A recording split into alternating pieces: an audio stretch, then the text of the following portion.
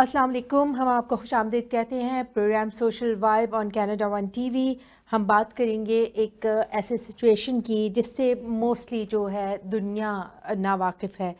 7 अक्टूबर को हमास के एक हमले के बाद से जो गाज़ा की और फ़लस्तीन की और इसराइल और फ़लस्तीन के दरमियान जो खाना जंगी है, उससे पहले जो इसराइल की एक पॉलिटिकल सिचुएशन थी या एक पॉलिटिकल क्राइसिस था, हम उसके बारे में बात करेंगे कि इज़राइल किस खाना जंगी के पीरियड से गुज़र रहा था।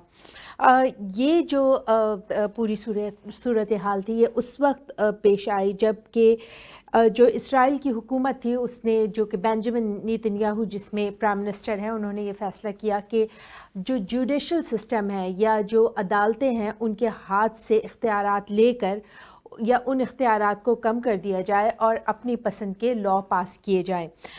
ये सिचुएशन इतनी ख़राब थी सियासी सूरत हाल इसराइल की कि 2018 से 2022 के दरमियान इन 4 सालों में वहाँ पे 5 इलेक्शन हुए, जो कि इस पॉलिटिकल क्राइसिस के नतीजे में या सियासी बहरान के नतीजे में हुए। इसके अलावा लोग जो थे, इसराइल के जो सिटीज़न हैं, वो सड़कों पर थे और हुकूमत के ख़िलाफ़ मुस्तकिल मुज़ाहरे कर रहे थे कि जो अदलिया है उसके हाथ से आप जो इख्तियारात ले रहे हैं तो आपके पास जो है इख्तियारात वो अनचैलेंजिंग हो जाएंगे।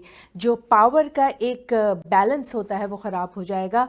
इसकी वजह से जो है इज़राइल की जो सियासी सूरत हाल है वो 7 अक्टूबर से पहले काफ़ी मखदूश हो चुकी थी और सिविल अनरेस्ट का ख़तरा बढ़ता जा रहा था।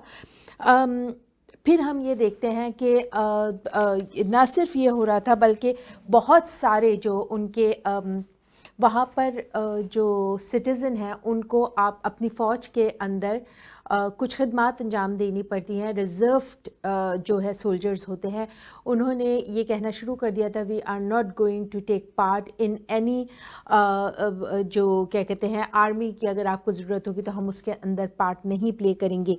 ये वहाँ पर सूरत हाल थी। लोग नहायत गुस्से का शिकार थे। मिस्टर नेतन्याहू के जो मुखालिफिन थे वो ये कह रहे थे कि ये जो रिफॉर्म्स के नाम पर आप तब्दीली लेकर आ रहे हैं अपने मंशूर में, ये एक्चुअली एक डिक्टेटरशिप है और जिसको हम नामंजूर करते हैं। इस पूरे तनाजुर में अगर हम देखें तो 7 अक्टूबर के बाद से ये पूरी सूरत हाल चेंज हो गई। Mister Benjamin, the prime minister Benjamin Netanyahu के पास जो इख्तियारात को लोग चैलेंज कर रहे थे वो खामोश हो गए, क्योंकि इस वक्त उनका मुल्क जो है वो कहीं जंग लड़ रहा है। तो जो उनका सियासी कैरियर है हम देखते हैं कि बहुत महफूज नज़र आता है।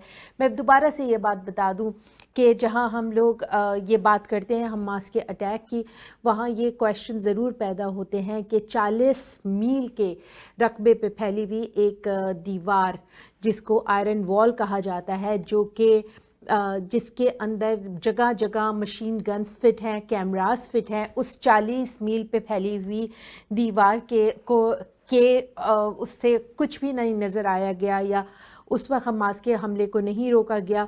ये नहायत ही अचंभे की बात है, नहायत हैरत की बात है कि किस तरह मुमकिन हुआ कि 40 मील तक के एरिया में कोई भी सर्वेलेंस कैमरा इस चीज़ को नहीं रोक पाया, बल्कि उस दीवार को इन्फिल्ट्रेट किया गया, उस दीवार से अंदर आया गया। इसके अलावा आयरन डोम, जो कि कहा जाता है कि किसी भी मिसाइल के हमले को रोक सकता है, 5000 के करीब क्या कहा जाता है कि हमास ने अपने मिसाइल फेंके और जो है ये डोम, जो कि 1.2 बिलियन की लागत से तैयार किया गया है, ये उसके सामने नाकारा हो गया। इस तरह के बहुत सारे क्वेश्चंस, इस तरह की बहुत सारे सवाल उठते हैं। और जब ये नज़र आता है कि इसराइल की हुकूमत एक मुश्किल से गुजर रही थी, जो इन हमलों के बाद, जो कि कहा जाता है कि 7 अक्टूबर के हमलों के बाद वहाँ पे जो है अवाम खामोश हो गए। ये 2-3 क्वेश्चंस ऐसे हैं जो करीब से सूरत हाल को देख रहा है वो पूछ रहा है। मैं फिर से बताती चलूँ, मोसाद जो कि इज़राइल की एक इंटेलिजेंस एजेंसी है, उसे कहा जाता है कि दुनिया की बेस्ट इंटेलिजेंस एजेंसी है।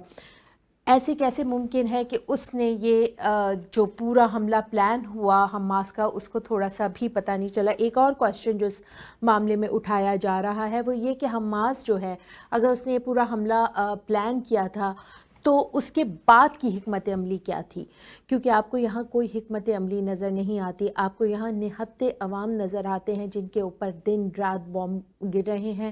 کہا جاتا ہے کہ 10,000 پلس 10,000 سے بھی زائد لوگوں کی شہادتیں ہو چکی ہیں. اس کے اندر سب سے زیادہ تعداد عورتوں اور بچوں کی ہے. بچوں کی تعداد 4,000 سے زیادہ تجاوز کر چکی ہے.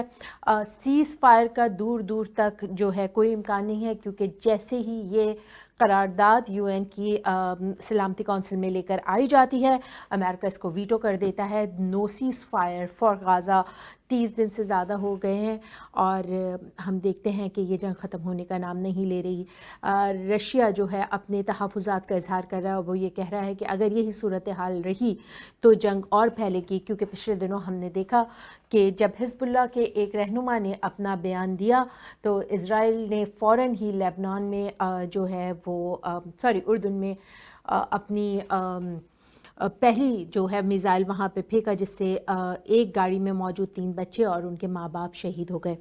یہ صورتحال ہے اس وقت غازہ کی، یہ صورتحال ہے اس وقت فلسطین کی، یہ صورتحال ہے اس وقت ہماری ورلڈ لیڈرشپ کی کہ ہم لوگ بے بس نظر آتے ہیں. سمجھ نہیں آتا کہ کون جو ہے ان مظلوم لوگوں کی داد رسی کرے گا.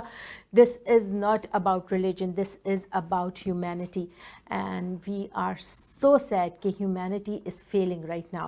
Thank you so much.